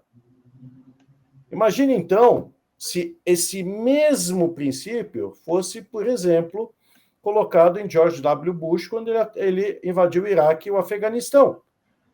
Mas uma coisa é fazer isso contra George W. Bush, presidente da maior nação do mundo, né, a mais poderosa. A outra é fazer com um Estado com 7, 9, 11 milhões de habitantes, enfim, que é Israel, um Estado pequeno, que congrega a minoria das minorias, né, a menor das minorias do mundo.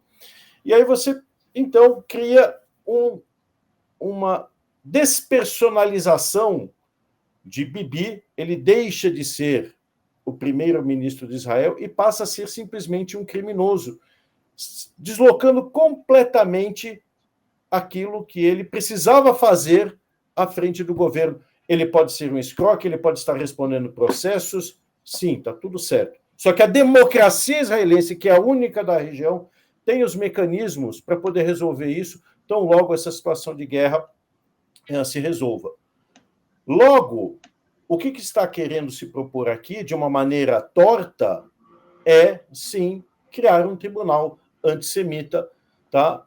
E a ideia de prender Netanyahu é, a grosso modo, querer aprisionar todo o povo israelense. Isso, na minha opinião. Usando ele como um bode expiatório, um símbolo, né? Exato. Eu queria saber o que da questão prática, né? Porque a gente tem o Bibi agora, mas tem o Putin. O que mudou na Rússia com o mandado de prisão do Putin, né? Agora ele, sei lá, ele não pode sair da Rússia e passear na Disneylândia, né? Ficou um pouco mais complicado para ele dar um rolê no mundo. Mas em relação ao regime mesmo, o que mudou? Em relação à guerra da Ucrânia, né? O que mudou, né? Agora com o Netanyahu, quer dizer, vai acabar os conflitos no Oriente Médio com uma possível prisão dele? Né? Sei lá, ele dá um vacilo, vai para algum país, é preso. E aí, o que vai acontecer? Mas colocar o Putin na mesma cesta do Netanyahu é completamente assimétrico, não faz nenhum sentido, mas ok. Não, eu sei, mas é que decretar prisão lá no Tribunal Internacional, Penal Internacional, é mais simbólica do que outra coisa, é mais política de outra coisa, porque não acaba óbvio que é político. Não acaba não gerando nada. É óbvio que é político. Só que o que eu quero dizer é que a punição ao Netanyahu, ela tem ela representa um símbolo muito mais pesado do que a punição ao Putin. A punição ao Putin não é ao povo russo. A punição ao Netanyahu é ao povo israelense, ao povo judeu. Não. Isso na verdade assim, é interessante, mas no raciocínio do Jacques, né? Na verdade, a esquerda progressista está querendo tirar o Netanyahu do poder, mas na verdade está acabando por expandir cada vez mais o cargo dele, o poder do cargo dele na sociedade israelense, né? Porque, quer queira ou não, o Netanyahu ele está ganhando a guerra. Eu acho que o que a gente pode criticar a respeito do Netanyahu é a lerdeza do governo israelense a respeito dos reféns, né? Que não foram recuperados, e inclusive vários reféns já foram anunciados que foram assassinados de forma bárbara pelo Hamas. Mas, assim, em termos de estratégia de blitzkrieg, né, de guerra total contra os terroristas que fizeram aquele ataque macabro, medonho, brutal no dia 7 de outubro, né, sem dúvida nenhuma, Netanyahu está ganhando. Né, e ele está fazendo isso sozinho. Exato. Não se pode negar que ele deixou o mundo melhor, eliminando sem dúvida nenhuma. Sem dúvida nenhuma. A despeito da política internacional atrapalhada do governo Biden a respeito de Israel, o Netanyahu decidiu ir sozinho. É mais ou menos semelhante ao que o Churchill fez nos 3 primeiros anos da Segunda Guerra Mundial, em que ele... Perfeita analogia. Agora, é claro que o Netanyahu tem poder militar superior ao da Inglaterra naquela época. Poder militar que é em financeiro, inclusive, que o torna capaz de criar uma nova modalidade de assassinato político, que é explodir pager de terrorista, né? Que é uma coisa que eu achei... essa vai para os anais da história da guerra. Não, vai virar Hollywood. Vai virar Hollywood. Momento, o cara vai virar Hollywood. Tem um pager ali, tem um pager ali que explode e destrói as suas entranhas. Nem no Ultimato Borne a gente viu algo semelhante. Exatamente. Nem James Bond. Agora, só para finalizar isso, indo para o próximo tópico, cara, Diogo, assim, cara, na prática, o Tribunal Penal Internacional, em termos de guerra, ele não serve para porra nenhuma. Exato. Isso que você falou do Putin, que você falou do Netanyahu, cara, eles não alteram o destino da guerra. Como a ONU. A ONU também. Não tem nada, não tem nada. Aí o pessoal vai defender multilateralismo e você pensa, bom, com base em quê? Para que multilateralismo serve?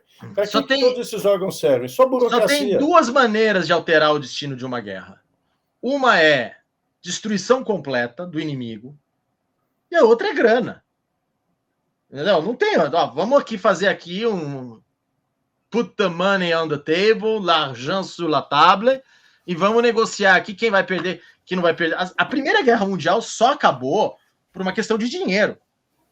Já estava todo mundo arrasado, etc. Aí fizeram o Tratado de Versailles, que tiveram que fazer aqui, você vai fazer uma indenização, claro, daí deu merda 30 anos depois de novo. E a Segunda Guerra Mundial, ela acabou porque teve a bomba atômica. E antes disso, né, a Alemanha tinha virado pó. Sim, mas a Alemanha tinha virado pó porque o próprio nazismo era entrópico e estava se autodestruindo. Tudo bem, tá tudo e certo. O Churchill teve uma ajuda dos Estados Unidos que possibilitou ele ter armamento, estrategistas melhores, tá tudo etc. Certo, mas só que assim, o quando eles dizimaram completamente a cidade de Dresden, que falou, opa, acabou. Não, ali foi o ensaio para Hiroshima e Nagasaki. Exatamente. Porque o problema da Segunda Guerra era que o Japão iria continuar com a Segunda Guerra. Isso, exatamente. É esse o problema. O Japão, ele estava num sono esplêndido, achava que o mundo... Ele estava pior que Brasília, o Japão, entendeu? Ele achava que a realidade... Sim. Você quer falar de descolamento real? O Japão, naquela época, estava... Sim, completamente. Estava em Nárnia. Estava em Nárnia. Tem um filme maravilhoso do Clint Eastwood, que na verdade, uma continuação do Conquista da Honra, o primeiro, que é sobre a Batalha de Iwo Jima, mas o segundo é Cartas de Iwo Jima. Não, Cartas de Iwo Jima é o segundo. A Conquista da Honra é o primeiro, que é sobre Iwo Jima, e o segundo é Cartas de Iwo Jima, que é o lado japonês do conflito. Cara, ali você entende como é que era a sociedade japonesa. Entendeu? Totalitária, opressiva, vivendo numa segunda realidade. Tem outro filme também do Sokurov, chamado O Sol, que é sobre o imperador Hirohito. Sim. Ele vai fazer a rendição. Ali você vê toda a loucura do negócio. E o que aconteceu foi que, mas a gente vai ter que, né, paralelamente o projeto da bomba atômica, que era para os nazistas, acabou sendo jogado no Japão, porque os Estados Unidos falou, a gente tem que fazer uma demonstração de força, de violência, para isso parar. Porque o custo vai ser pior. Agora, é claro, qual é o problema dessa turma toda do Tribunal Penal, dos jornalistas, né? É esse endeusamento da paz. Eu gosto de paz, eu não sou a favor da guerra. Mas, às vezes, a violência é necessária para você impor a ordem. Não tem outra maneira. Né? Ainda mais quando você é vítima de crime brutal. Né? Não tem outra. Aí que tá. Entre nós, no Brasil, a gente não tem nem moral para falar, né? Porque o país mais violento, todo o hemisfério ocidental, larga a margem. Mas no caso de Israel, voltando para Israel e Netanyahu, o problema é a resposta que a própria sociedade israelense quer ao massacre. Né? Sim, Porque mesmo aquele pessoal dos kibbutz que faziam trabalho humanitário em Gaza e tal, eles foram as primeiras vítimas. Né? Então é muito complicado o que aconteceu ali, porque assim, eu acho que a sociedade israelense nunca sofreu não um perigo, mas uma ameaça tão grande assim, né? Porque Israel é um estado pequenininho, quer dizer, eles invadiram lá sei lá, 10, 15 quilômetros, já estava quase invadindo praticamente o estado inteiro. Quer dizer, sabe? E qual é a resposta que a sociedade israelense quer, até do governo, né? A pressão que tem, não só no Netanyahu, mas no ex-ministro da Defesa, a pressão que tem por conta dos próprios reféns, né? Que eu não sei, assim, não tem solução mágica, né? É difícil. A negociação com o Hamas nunca teve, que o Hamas nunca negociou. Quando faziam aquelas discussões para negociar, não tinha número de reféns, então não sabia quem estava morto, quem estava vivo, né? E aí, no decorrer do tempo, Israel ia descobrindo, né, os corpos. Então, quer dizer, a gente pode dizer que hoje o Estado israelense está com sangue no olho, né? Claro. Até o pacifista lá está falando, opa, peraí, isso aqui já está chegando aqui na porta da minha casa, né? Eu até entrevistei alguém lá no documentário que ele falou, olha, tá vendo lá embaixo, lá, é um assentamento judaico. Eu moro aqui atrás. Para mim, aquilo ali chama-se segurança. Ele falou, eu sou contra o assentamento, né? Mas na questão prática, aquilo ali é estratégico para a segurança do país, né? Daí ele falou, olha para aquele lado lá, tá vendo? São os árabes. Se eles inventam de começar a jogar mísseis, onde vai cair? Aqui no quintal da minha casa. Ele falou, eu não estou disposto a correr esse risco. Eu prefiro que fique ali o assentamento ali, garantindo a minha pois é, é a realidade que se impõe, entendeu? Sempre. Então, mas aí que tá, é a realidade política e social, né, do próprio país, né, e a ideia ou a abstração ou o discurso, a narrativa que vai ser distribuída ou vai ser discutida no mundo, né? Então, assim, na minha opinião, decretar a prisão é uma coisa inócua, sabe? Porque não vai ajudar no conflito. Não vai... Aliás, assim, eu acho que vai até aumentar o antissemitismo, que já está galopante, né? Só lembrar da Holanda, só lembrar da Holanda. Mas a Europa inteira está assim. Então, tem problemas históricos ali, por exemplo, na França, tal. Então, isso vai aumentar ainda mais, né? E como é que vai ficar a situação do próprio israelense que fica o dia inteiro com isso na cabeça, com o aerodromo funcionando? Que não é fácil isso também, né? E como é que faz para o político mesmo, independente se é o Netanyahu ou não, ou se for outro primeiro-ministro, como é que ele vai negociar isso com a própria sociedade israelense? Que agora tá ferida, né, no orgulho e tudo mais. E eu ouvi dizer lá que até o pessoal que é mais progressista mesmo, que era contra guerra e tal, já mudou de opinião. Falou, pô, agora é uma questão de existência, né? É lógico. Uma ameaça existencial. Claro. Como é que a gente vai, assim, e aquele pessoal que estava em Gaza fazendo, dos kibbutz que estavam lá fazendo... Mas eu posso te eles dizer... foram vítimas, né? Então é muito difícil isso tudo. Mas eu posso te dizer o que vai acontecer, esse é um ditado nosso, bastante característico, né? Entrar em guerra contra nós vencemos, vamos comer.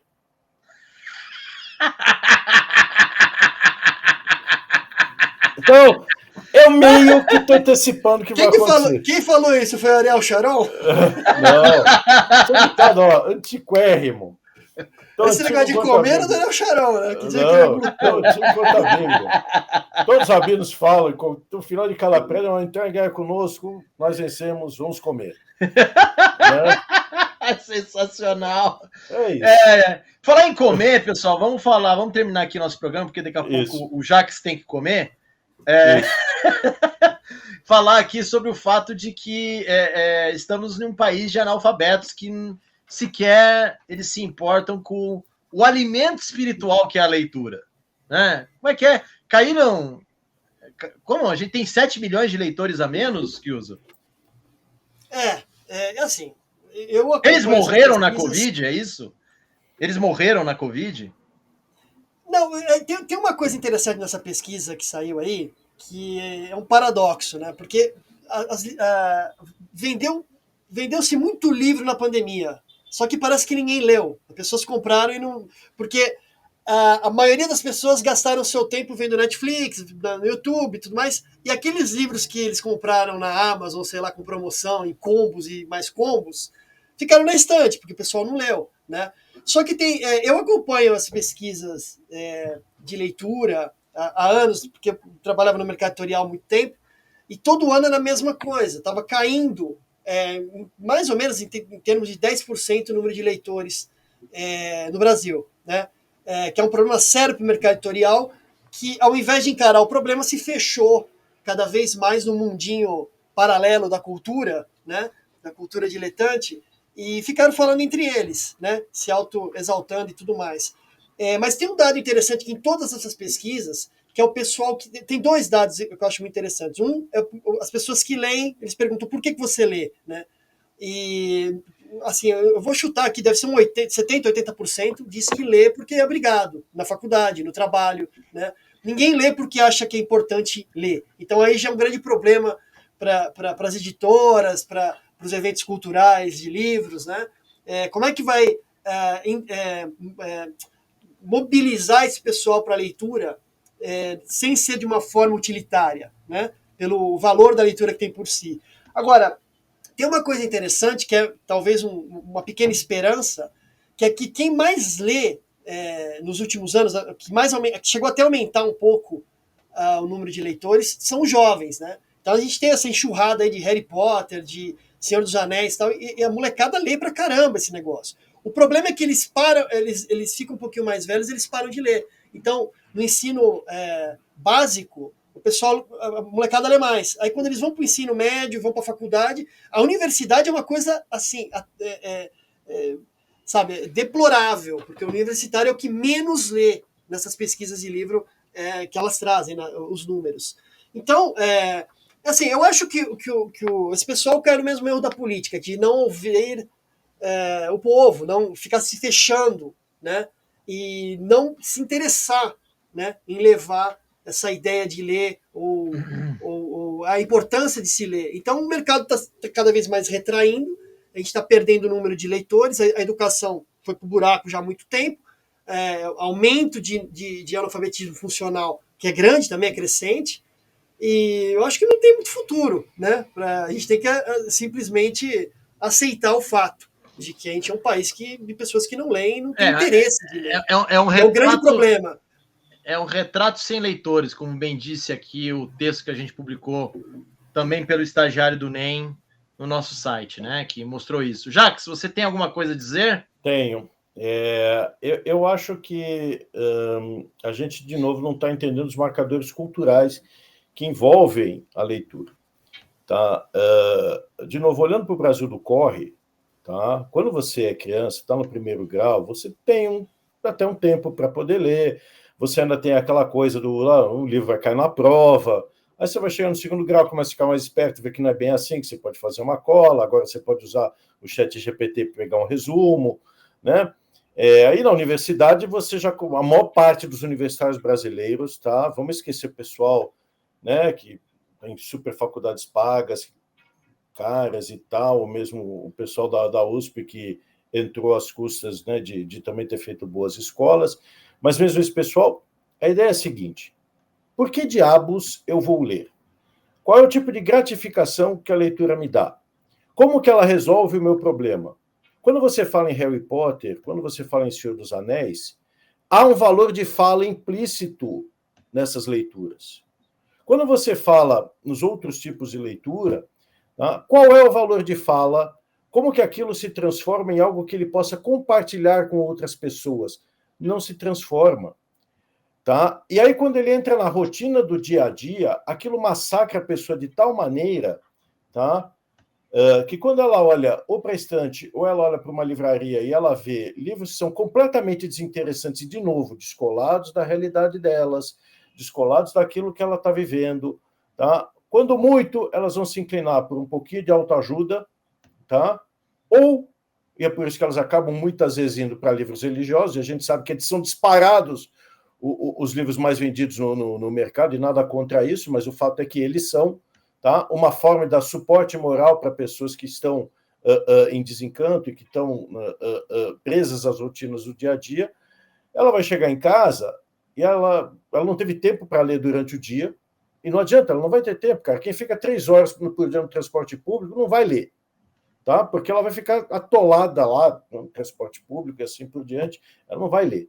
Ela vai chegar em casa, vai ter um monte de problemas ainda para poder gerenciar e vai ter que acordar cedo no dia seguinte, e no fim de semana ela vai querer mais fazer o churrasco e ver o joguinho de futebol.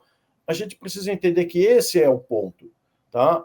A leitura, por incrível que pareça, no Brasil, ela não tem valor de fala. enquanto ela não resgatar o valor de fala, é por isso que o tal do TikTok, né, o BookTok ganhou alguma evidência, porque ele trouxe para a leitura para o verbo. Enquanto a gente continuar querendo deixar a leitura fora da rotina, daquilo que as pessoas verbalizam, ela não terá valor nenhum. Esse é o ponto, meu comentário. Assim, para quem não sabe aí, né, do site, eu sou autor de um livro chamado A Poeira da Glória, cujo último capítulo se chama O Carandiru Intelectual, né? E a tese é que a gente vive esse carandiru intelectual porque a gente vive basicamente num país em que a elite literária vive numa mentira.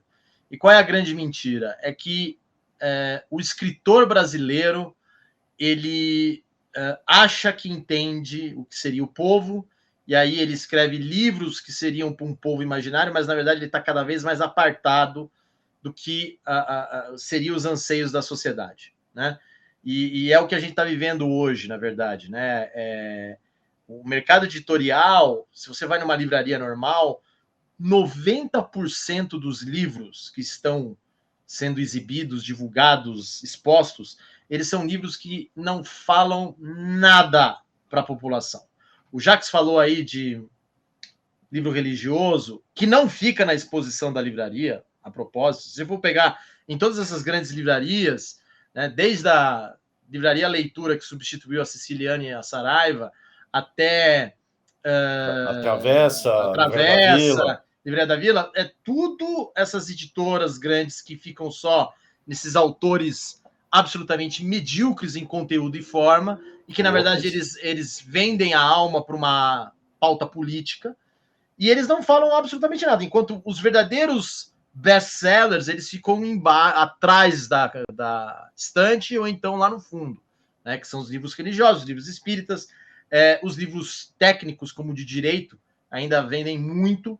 E tem uma outra linha, o Jacques não mencionou, mas tem uma linha de livros que vendem muito, que são os livros eróticos, né? Os famosos livros romances eróticos, né? Os eternos Sabrinas da nossa vida. Se você for andar... Dopamina! Dopamina, exatamente. Então, o que acontece? Se você for andar no metrô, no ônibus, você vai ver lá a estagiária, a secretária, a gerente, elas estão com um livrinho, né? Qual é o livrinho? Sei lá, variante dos 50 tons de cinza. Eu, cara, há 4 semanas, eu tava com uma amidalite filha da mãe. Não conseguia falar. Kiuso viu, o Jacques até também viu como eu fiquei. Aí eu fui no hospital, fui aqui no Oswaldo Cruz. Aí, quando eu cheguei lá, né, morto, né, basicamente, quem me atendeu foi uma moça, uma médica, né, tal, e baiana. E aí eu vi em cima da mesa dela o livro que ela estava lendo enquanto, enfim, de uma hora ou outra, enquanto chega o paciente do momento ali para ela atender. O livro era É Assim que Acaba, da Colleen Hoover, que é uma variante de romance, não é erótico, mas é romance. Quando eu li aquilo, eu falei, agora que eu morro, né? Agora que vou descobrir aqui um câncer na minha garganta, né? Assim que acaba, né? Graças a Deus não foi isso. Mas assim, é isso que as pessoas estão lendo, na verdade. É isso que interessa para elas. Então, a queda de interesse de leitura também vem de um mercado editorial, de uma elite intelectual, que o cara fica falando sobre o sexo dos anjos. Por quê? Porque eles estão moldados na mentira. E aí entra um ponto que é o que eu discuto muito, e também o nosso amigo Dionísio fala muito. É uma obrigação do que deve ser lido. Sim, mas é que tá. O ponto é que, assim, se você for entregar, por exemplo, sei lá, um clássico da literatura, eu não vou botar Guimarães Rosa, que é difícil, mas vamos botar aqui um José Lins do Rego, tá? Ou um Graciliano Ramos, que eles escrevem em português normal, bonito, etc. Cara do povo, com um pouco de concentração e sem o problema da dopamina, se ele tiver um pouquinho de concentração, ele vai entender aquele livro. Não é um livro difícil. Não é um livro complicado, porque a história emociona. Porque você tem ali um grande escritor que tem a técnica literária de pegar aquilo e emocionar a pessoa. Né? Há um mês eu estava num sebo veio uma imigrante boliviana. Era boliviana, cara. Ela chegou lá pro dono do sebo e falou: eu tenho que ler um livro em português para eu aprender a falar português. Ela tá falando em um sotaque castelhano. E me indicaram esse livro. O livro que indicaram para ela foi Vidas Secas, que é um livro fácil, um livro que te emociona. Não há mais isso na nossa literatura. O que você tem hoje são livros que ou são vendidos para uma pauta política, ou são livros que apelam para essas emoções sentimentaloides, ou então emoções eróticas. E eu não tenho nenhum problema com literatura de sacanagem, tá? Literatura tem coisas de altíssimo nível na literatura pornográfica, sacanagem, etc. Mas, assim, aquilo não é algo que vai te entumecer. Aquilo, na verdade, você está fazendo aquilo por diversão. Mas o ponto é que o mercado também não entende mais o que o povo está precisando. E o que o povo está precisando é mais Vidas Secas. É mais José Linhas do Rego. Entendeu? Não precisa tanto de Machado de Assis. Machado de Assis se tornou um autor que, apesar de metido a célebre, porque, enfim, ele tem um prestígio internacional e realmente é um gênio, ele se tornou um autor muito distante da gente. Talvez a gente tenha que recuperar outros autores que sejam mais próximos da gente, que também fazem parte da bagagem dos clássicos. Mas o que colocam pra gente? Autores de quinta categoria, autores que falam mentiras e mais. O mais grave... E distorcem os autores tradicionais também. Também. Reescrevem. Reescrevem. Né? A própria coisa que acontece com o Machado de Assis. Por que Machado de Assis se tornou chato? Porque Machado de Assis se tornou agora símbolo de ocupação. Ele não é mais um escritor genial que, pelo próprio talento dele, ele superou toda e qualquer adversidade. Não, ele é o preto que venceu na vida, mas continua preto, e ele fez uma ocupação na literatura brasileira. É isso. Você vai querer ler um cara desse? Eu quero ler Machado de Assis porque ele é bem-humorado, ele é irônico, ele é divertido, ele me revela algo sobre o comportamento humano que ninguém mais vai me revelar. Não porque ele era preto. Entendeu? Esse é o problema do Machado de Assis. Ele se tornou chato não porque foi o vestibular que o tornou chato, mas sim porque politizaram o Machado de Assis. Exato. Agora, eu ia falar alguma coisa, você me interrompeu agora, e agora eu não... Tô ficando xexé, Jacques. Você tá... Então, não, mas o que eu ia falar é o seguinte, só para terminar, o fato é que o próprio mercado não entende o que o povo sempre precisou. E aí fica colocando essas coisas, e aí não tem interesse mesmo. E aí aquilo, cara, vai diminuir o número de leitores mesmo. Vai aumentar até a venda em algum boom, etc., mas vai diminuir, porque isso daqui vira uma mentira, né? Um discurso de mentira. Kiuso, você quer falar mais uma coisa? Porque o Jacques tem que ir embora daqui 2 minutos, senão ele não vai comer hoje. É isso aí. Não, vamos terminar então. Vamos só pedir mais uma vez para o pessoal assinar o Não é Imprensa. Tá aí o QR Code do lado direito da tela. E quem não conseguir ler o QR Code é só acessar nãoaimprensa.com e lá vai conseguir, vai ver algum lugar lá que tem a forma de você assinar e participar dessa...